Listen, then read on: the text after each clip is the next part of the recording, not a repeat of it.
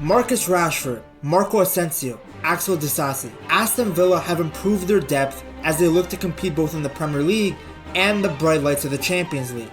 Under Unai Emery, the Claret and Blue have shown that they are able to compete against any of Europe's best teams. With new players along with established stars like Ollie Watkins, Emiliano Martinez, and Morgan Rogers, Unai Emery is creating an army at Aston Villa. When John Duran was sold to Al Nassr, I think it definitely took fans by surprise. The Colombian was in great form, had signed a new contract in October, and there were plenty of games left in the season. But the profits from the sale have been reinvested back into the squad, with the marquee signing being Marcus Rashford. Rashford is a player that is incredibly talented. I don't think anyone has ever doubted that. The issue with him has always been behind the scenes. He was cooking for United before being ostracized from the rest of the squad by Ruben Amorim. While Villa fans might be concerned about drama always following this guy, I would say to remain optimistic, because Unai Emery specifically requested for Marcus Rashford. Specifically referencing the manager, Unai Emery, in terms of he was a really big draw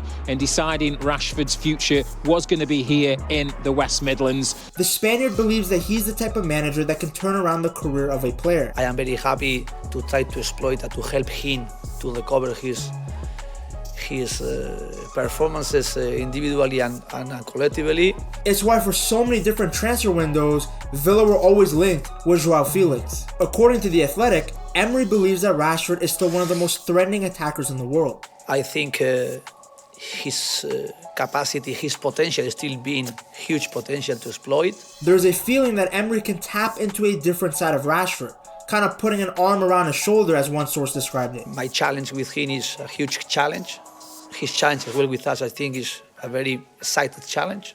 And providing him a platform that plays to his natural abilities. The Villa staff believe that Rashford can be a multifaceted attacker that can be played anywhere in the front line. Also, I want to remind you guys that Emery worked with Mbappe before. Now, that's a player that of course is way better than Marcus Rashford, but they are of a similar profile. Thing for me is that I think he'll be playing under a world-class coach. On paper, at his best, Rashford can be the best player at Aston Villa, especially on that left wing, cutting in with Rogers and Watkins around him. It was just 2 seasons ago that he was destroying teams in the Premier League under Ten Hag. Most people around the Englishman, including Ten Hag when he was the United manager, have hinted that Rashford's dips in form are related to his struggles off the pitch.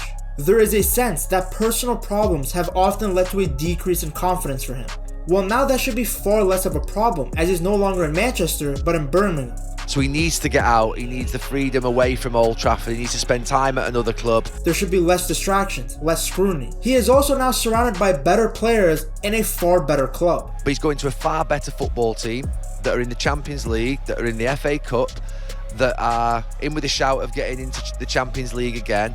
Instead of linking up with a WWE wrestler and Hoyland up front, he gets to operate with Ollie Watkins. In the 2024 season, Villa were at their best in transition. They could get the ball through the lines quickly and use their speed and physicality to destroy teams. For instance, their 39 fast breaks was the 4th most in the Premier League. They ranked 6th for shot-ending fast breaks, and only 3 teams bettered their 7 goals from fast breaks. In the 2025 season, though, all of their fast break numbers have dropped. Now, you could argue that this is because of Diaby leaving and Bailey being in poor form. Either way, that makes Rashford the perfect solution to bring back the speed and physicality that made Villa so good on the transition. Rashford has played his best football when he's brave and confident. Emery will try to get that out of him.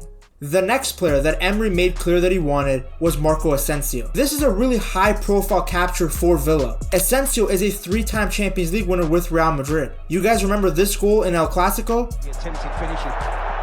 Awesome. Look at that. This boy knows no bounds. Yeah, that's him. Villa have agreed to take the Spaniard on loan until the end of the season. Imagine telling someone in 2017 that one of Real Madrid's golden boys would join Aston Villa to help their Champions League run. Unai Emery has had a long-standing admiration for Asensio and has actually wanted to bring him in previous transfer windows. With Duran and Buendia gone, Villa wanted to increase the depth in their attacking players. Asensio was actually playing regularly for PSG before the arrival of Kvara. He had 2 goals and 4 assists in 16 games, starting in 10 of those appearances. He had joined PSG from Real Madrid in the summer of 2023 and had played 47 times for the French club.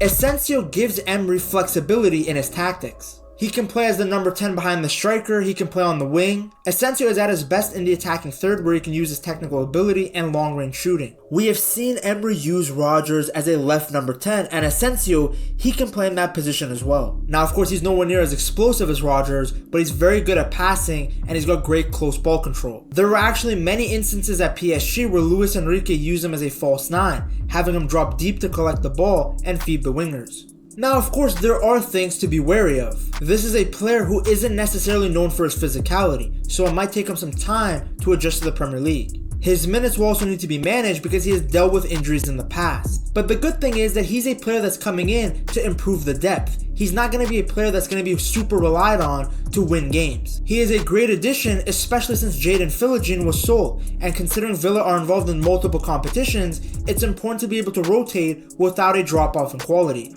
Asensio's contract with PSG ends in 2026, so it's in his best interest to perform in order to try and persuade other teams to want to make a permanent move for him, whether it be Aston Villa or another top European club. Another player signed on loan was Axel Disasi. According to The Athletic, Emery saw Disasi as an ideal fit as the right center back, with Konsa being the middle defender in Villa's build-up shape of a back three. Now some Villa fans might be worried because Disasi was a player that Chelsea fans were super excited to get rid of. But I just want to remind Villa fans that Leicester fans were complaining about Yuri Tielemans before he left them, and look at how good he's been for the Claret and Blue. Disasi is coming in to provide some depth in the center back position. In the past year, he actually averaged 87 passes per game at a completion rate of 90.7%. which is actually better than Pau Torres. By the way, if you guys are wondering where I'm getting all of this data, you've got to check out my Patreon if you want to upgrade your ball knowledge. Now, this does not mean he's a better center back than Pau Torres.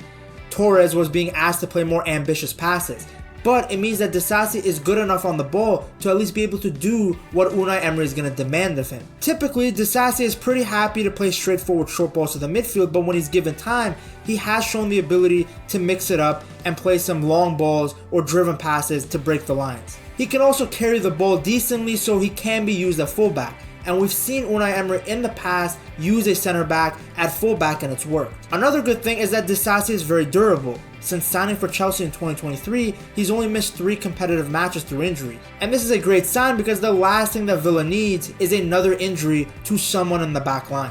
The loan deal is perfect because he gives some short-term reinforcement to the defense, and Villa only pay a £5 million loan fee for a guy who was originally bought for £38 million by Chelsea. While the previous players were all signed towards deadline day, Villa had made a big money move early in the winter transfer window, picking up Malen. Malen had made his name as a pacey forward capable of getting in behind defenders and beating them in 1v1 situations during his time with Arsenal's under-18s and the Arsenal 23s, and later at PSV back in the Netherlands. He was also a player that was able to get goal contributions. He got 55 goals and 24 assists in 160 matches for PSV before he joined Dortmund in 2021. Unai Emery's system really works towards Malen's strengths because he's at his best in transition. When he's out wide, he gets 1v1 opportunities in which he thrives in. But he can also be played more inside the middle as a partner to Ollie Watkins as a second striker. He's still adapting both tactically to Emery's system and physically to the Premier League, but he's somebody that throughout his career has been super versatile. Malen is another player that is durable, and while he has struggled with inconsistency before, at Villa, he's a rotational player. At Dortmund, with just 957 minutes under his belt, he still got 5 goals. So it's a good fit for Villa because, again, this is not a player that Villa is going to be relying on heavily for goals and assists. He's going to get opportunities, and it's just going to be about making the full use out of them. Villa had identified their targets and bought players that they felt upgraded the team. No matter what you think of the players, just remember that Unai Emery wanted all of them. I'm very happy the transfer window we did. He has a plan, and from what we have seen from the Spaniard during his tenure, there is no reason to doubt him. To see how Emery transformed Villa from a team that was looking at relegation to a team that's now beating Bayern Munich in the Champions League, you have to check out this video right here.